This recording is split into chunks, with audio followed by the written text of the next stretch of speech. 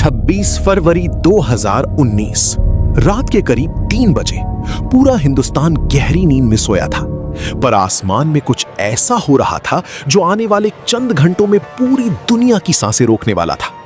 Gwalior airbase से उड़े Indian air force के मिराज 2000 फाइटर जेट्स अपनी पूरी रफ्तार से लाइन ऑफ कंट्रोल की तरफ बढ़ रहे थे।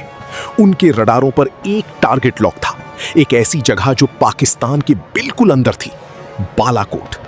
इन जेट्स के अंदर बैठे हर पायलट के दिमाग में सिर्फ एक ही तस्वीर घूम रही थी, 14 फरवरी को पुलवामा में हुए उस कायराना हमले की तस्वीर, जिसमें हमारे 40 जवान शहीद हुए थे।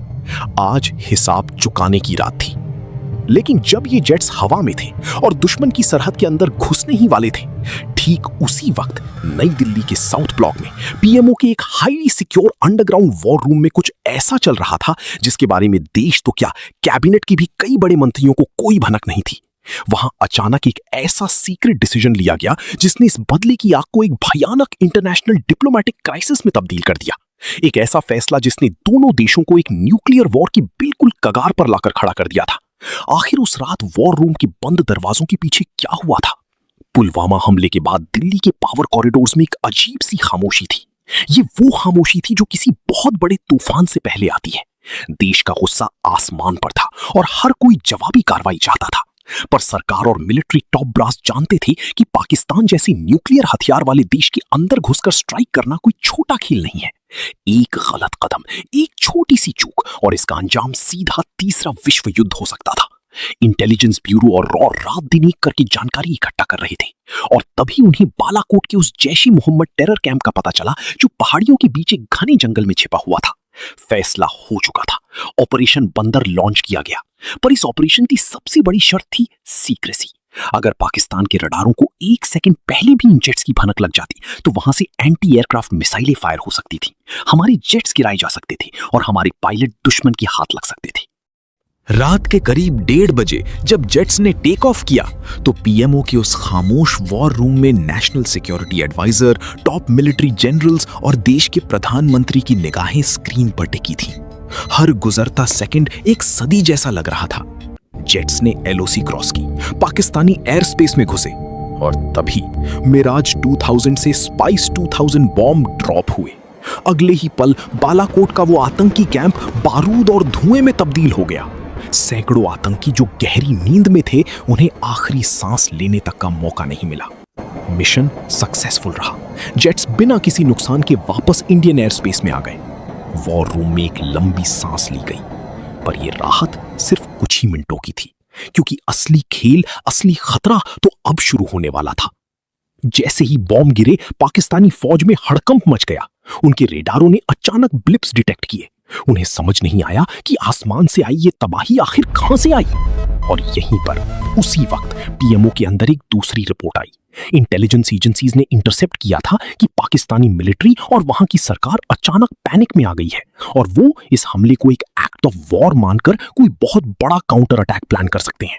उनके पास भी फाइटर जेट्स थे और सबसे बड़ी बात, उनके पास टैक्टिकल न्यूक्लियर वेपन्स थे। अगर पाकिस्तान इस बेइज्जती का जवाब किसी बड़े शहर पर हमला करके देता तो भारत क्या करता? यहीं पर वो सीक्रेट डिसीजन लिया गया। बिना किसी पब्लिक अनाउंसमेंट के, बिना किसी मीडिया शोर शराबे के हिंदुस्तान की टॉप कमांड ने एक आदेश पास किया। स्ट्रेटेजिक फोर्सेस कमांड को हाईएस्ट अलर्ट पर डाल दो। एक ऐसी कमांड जो देश के न्यूक्लियर हथियारों को कंट्रोल करती है। आम जनता उस वक्त सुबह की चाय के साथ न्यूज चैनल्स पर बालाकोट की कामयाबी का जश्न मना रही थी और दूसरी तरफ खामोशी से पृथ्वी और अग्नि मिसाइल सिस्टम्स को उनके साइलो से बाहर निकालकर उनके लॉन्च कोऑर्डिनेट सेट किए जा रहे थे, टारगेट्स लॉक किए जा रहे थे। और बात सिर्फ जमीन या आसमान की नहीं थी। इंडियन नेवी को एक टॉप सीक्रेट आदेश मिला। अरेबियन सी में मौजूद हमारी न्यूक्लियर सबमरीन्स, जिसमें आईएनएस चक्र और आईएनएस अरिहंत शामिल थी, उन्हें अचानक दुश्मन के पानी की तरफ एडवांस होने का ऑर्डर दे दिया गया। समंदर के अंदर एक ऐसी मौत तेजी से आगे बढ़ रही थी जिसका कोई रडार पता नहीं लगा सकता था। भारत पूरी तरह से एक ऑल आउट वॉर के लिए तैयार हो चुका था।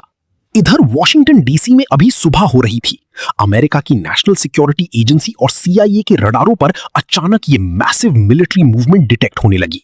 हिंदुस्तान और पाकिस्तान के बॉर्डर्स पर होने वाली इस अनजानी हलचल से पेंटागन में भगदड़ मच गई।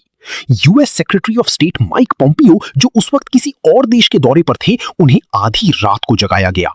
उन्हें बताया गया कि हिंदुस्तान और पाकिस्तान आमने सामने हैं और दोनों तरफ से मिसाइलें किसी भी वक्त फायर हो सकती हैं। एक इंटरनेशनल डिप्लोमेटिक क्राइसिस शुरू हो चुका था। दुनिया की बड़ी नेताओं ने डायरेक्ट बैक चैनल कॉन्टैक्ट शुरू किए। दिल्ली और इस्लामाबाद में रेड फोन्स लगातार बजने लगी। पर दिल्ली का रुख बिल्कुल साफ था। अगर पाकिस्तान ने एक गोली भी चलाई तो इस बार भारत उन्हें हमेशा के लिए नक्शे से मिटा देगा। 27 फरवरी की सुबह पाकिस्तान की तरफ से वही किया गया जिसका डर था।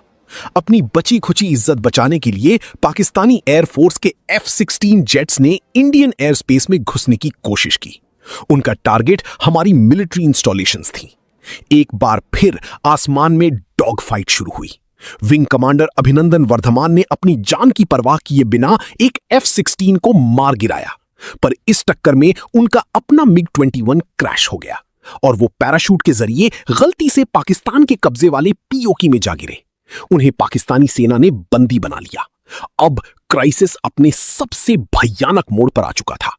पूरा देश अपने स्क्रीन से चिपका था। हर किसी की आंखों में अपने हीरो के लिए डर और गुस्सा था। पाकिस्तान को लगा था कि उन्होंने भारत के एक पायलट को पकड़कर एक बहुत बड़ा एडवांटेज हासिल कर लिया है। उन्हें लगा कि अब भारत ब्लैकमेल होगा, अब दिल्ली झुकेगी। पर पीएमओ के उस वॉर रूम में खौफ का नामो निशान नहीं था। वहां अब सिर्फ और सिर्फ क्रोध था। एक ऐसी ठंडी और खौफनाक शांति थी जो तबाही लाने वाली थी। उसी वक्त रॉ और इंटरनेशनल डिप्लोमेटिक चैनल्स के जरिए एक डायरेक्ट, ब्रूटल और uncompromising message Pakistani intelligence agency ISI और वहां की हाईएस्ट अथॉरिटी को भेजा गया।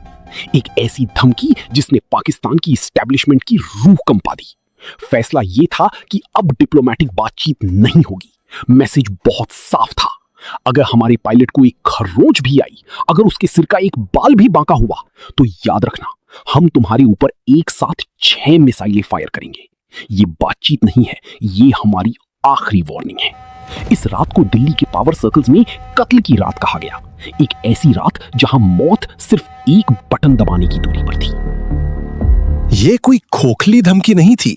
अमेरिकन इंटेलिजेंस ने भी इंटरसेप्ट कर लिया था कि इंडिया सच में अपनी पृथ्वी मिसाइलों को डिप्लॉय कर चुका है और उनके वॉरहेड्स माउंट किए जा चुके हैं। टारगेट्स में पाकिस्तान के सबसे बड़े शहर और मिलिट्री बेस शामिल थे। जब ये खबर इस्लामाबाद पहुंची तो वहां की सरकार और सेना के पैरों तले जमीन खिसक गई। वो जानते थे कि भारत इस बार मजाक नहीं कर रहा। उन्हें पता था कि बालाकोट के बाद इंडियन लीडरशिप किसी भी हद तक जा सकती है। अगली सुबह दुनिया भर के देशों का प्रेशर पाकिस्तान पर पड़ने लगा। अमेरिका, ब्रिटेन, फ्रांस, हर किसी ने पाकिस्तान को एक ही बात समझाई, तुमने शेर के मुंह में हाथ डाल दिया है। जल्दी से जल्दी इस पायलट को छोड़ दो, वरना आने वाली तबाही से तुम्हें कोई नहीं बचा पाएगा। पाकिस्तान के पार्लियामेंट में उनके विदेश मंत्री पसीने से तरबतर थे। उन्होंने भरी सभा में कांपते हुए शब्दों में कहा कि कल रात दिल्ली से हमले की धमकी आई है और हमारी टांगें कांप रही हैं। उनके पास कोई दूसरा रास्ता नहीं बचा था। घुटने टेकते हुए बिना किसी शर्त के उन्हें विंग कमांडर अभिनंदन को छोड़ने का ऐलान करना पड़ा। 1 मार्च 2019 वाघा बॉर्डर पर हजारों हिंदुस्तानियों की भीड़ थी। ढोल, बाजे और नारे गूंज रहे थे। जैसे ही अभिनंदन ने हिंदुस्तान की जमीन पर अपना कदम रखा, पूरा देश खुशी से झूम उठा। एक बहुत बड़ा संकट टल चुका था, पर उस जश्न के शोर में बहुत कम लोग उस खौफनाक सच को सुन पाए जो पिछले 48 घंटों में घट चुका था। देश की जनता सिर्फ आसमान में हुए बालाकोट स्ट्राइक और एक पायलट की वापसी देख रही थी। लेकिन हकीकत में हम एक ऐसी रात से गुजर कर आए थे जहां दुनिया का नया नक्शा बनने ही वाला था।